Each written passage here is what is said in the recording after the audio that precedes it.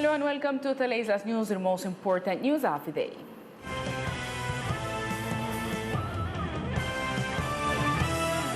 Several opinions have circulated among the community about the construction of the Coast Guard station on the island of Full Providence. To know more about this, Teleislas News talked to the commander of the ship. The commander of the specific command met with the main authorities of the archipelago, where he clarified some rumors about the construction of the Coast Guard station to be built on the island of Full Providence, which has been speculated to be more than 4,000 meters. But in reality, it will be a residential house with just over 400 meters. This is what the ship commander said. The purpose of this meeting was to clarify a series of misinformation that has been generated around the project of the Coast Guard station in Old Providence. And the fact is that some plans that were presented 10 years ago showing a military complex of 4,800 square meters, which is no longer the reality of what the National Navy wants to do in Old Providence, are being circulated in the different media and social networks. Is a project of 476 square meters that corresponds to a residential house for 12 people. As a traditional fact, the commander explained that the implementation of the project will not increase the personnel that has always existed of 12 crew members of the island of Full Providence. De igual forma, to clarify that this project at no time is going to increase the personnel that already exists in Old Providence. For more than 10 years, we have had a Coast Guard station in Old Providence with 12 people, and we are going to maintain the same amount of people. Lastly, Commander Mattos explained that it will not be a military complex that will be built, but a Coast Guard station like there is also in the main port of the country. esto no es una base militar. This is not a strategic military base, but a Coast Guard station, which has the same category as a police station. We are the police of the sea. In this place, there will be no strategic weaponry, no military transit personnel, no military equipment whatsoever. Teleislas News will be following up on what the community thinks about this issue. And it has been about 5 months since the passage of Hurricane Iota through the archipelago. Since that time, some traffic lights were affected, and to the date has not been fixed. This creates inconformity in the community due to the increased level of accidents on the island.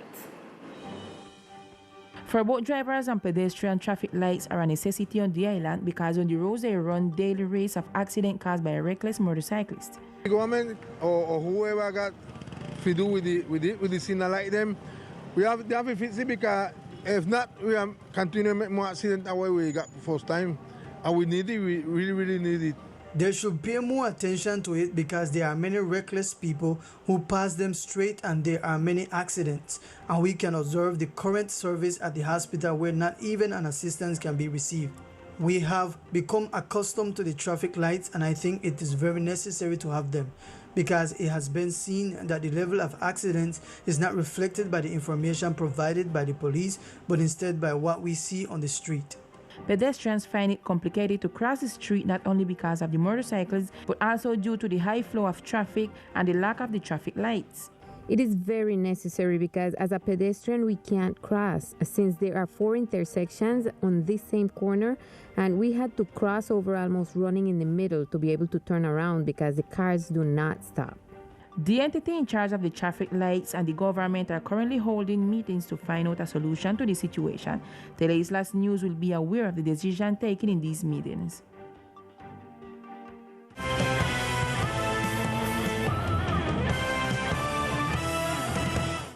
Private educational institutions want the alternation model. They made this known through a letter addressed to the authorities and the community in general, where they asked the government to enforce security protocols, as they have shown that in some sectors of the island, the measures have not been respected, and this could be the reason why the cases of COVID-19 have increased on the island. Among the educational institutions that signed the letter is the First Baptist School, that during this week are offering classes online, but will resume with on-campus classes from Monday of next week.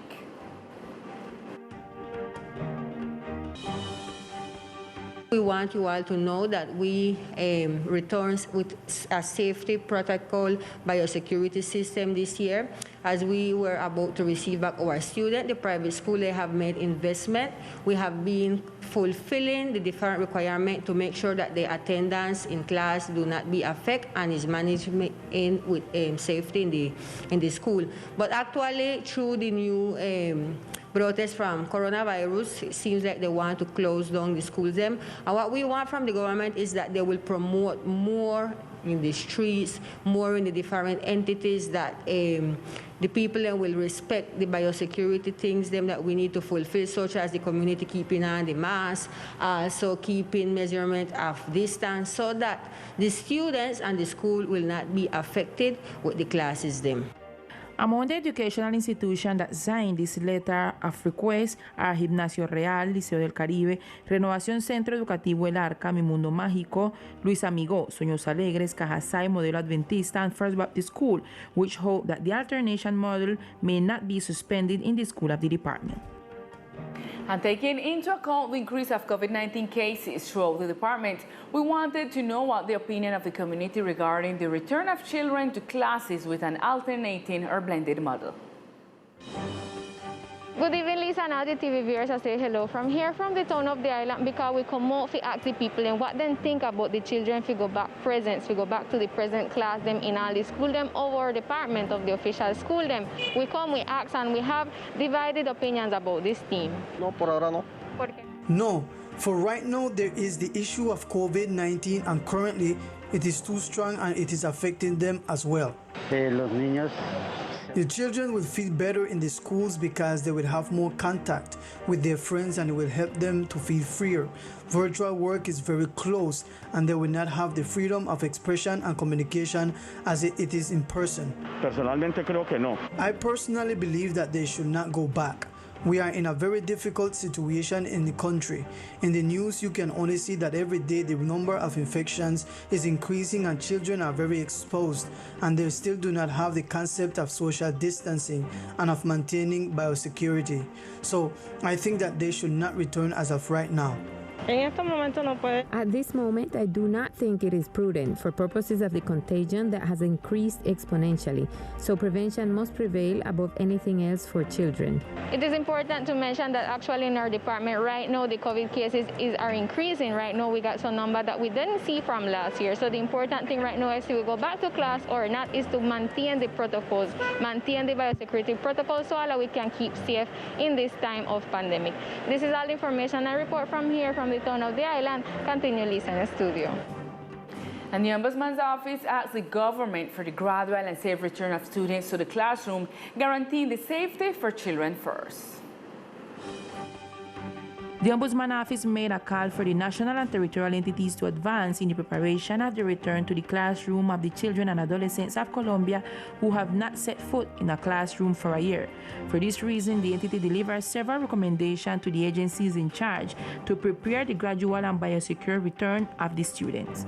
As Ombudsman in the exercise of the moral magistracy, I have signed today an Ombudsman resolution containing recommendations to entities, institutions, and authorities of national and territorial order so that progress is made in preparing the gradual and biosecure return of students to the classroom and closure of schools complete a year, and once affects the physical and mental health of children as well as the increase in all forms of violence against this population, including forced recruitment. According to the Ministry of the National Education, in the year of 2021, 9,229,890 students were enrolled, of which 1,066,765 are in the alternative or blended model.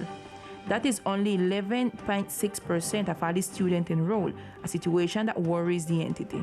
The Ombudsman's office is aware that some cities are facing serious situations of massive contagion of COVID-19, which has put health systems to the test and has forced several measures to reduce the contagion, such as strict quarantine, However, while this happens, it is necessary to move forward in the adjustment of educational institutions so that when conditions permit, we are prepared for a safe return to classroom. Finally, the Ombudsman Office indicates that the closure of educational institutions should only be considered when the epidemiological condition of the territories require it. In all other cases, and provide all the biosecurity condition and guarantee is necessary to move forward quickly in the implementation of the return to school.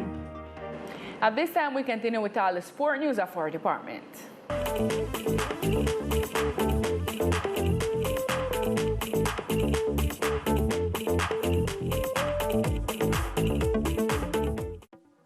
The Ministry of Sports supports the island athletes with delivery of sports implements.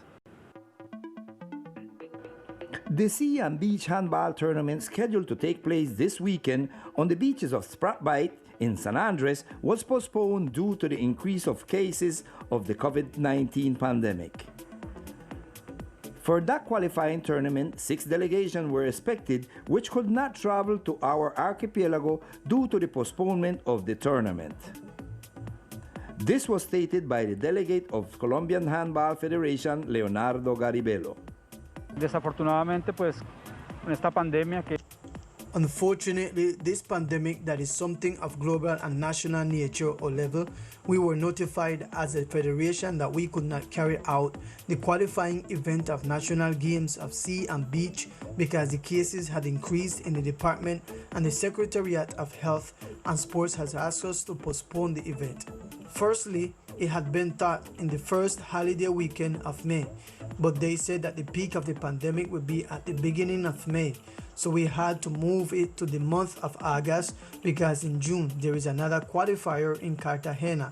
We as a federation are respectful of the regulations. This is based on the fact that the epidemiological health of a region takes precedence.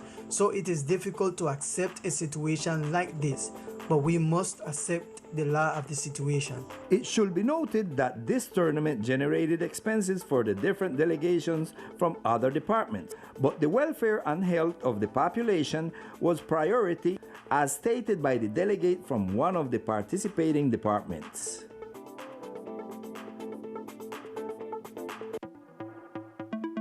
Hello, here are the best sports of the island. Due to the coronavirus pandemic, the Sea and Beach Handball Tournament is postponed in the island archipelago. The Ministry of Sports, knowing the need of the island athletes, delivers some sports equipment on the island of San Andres.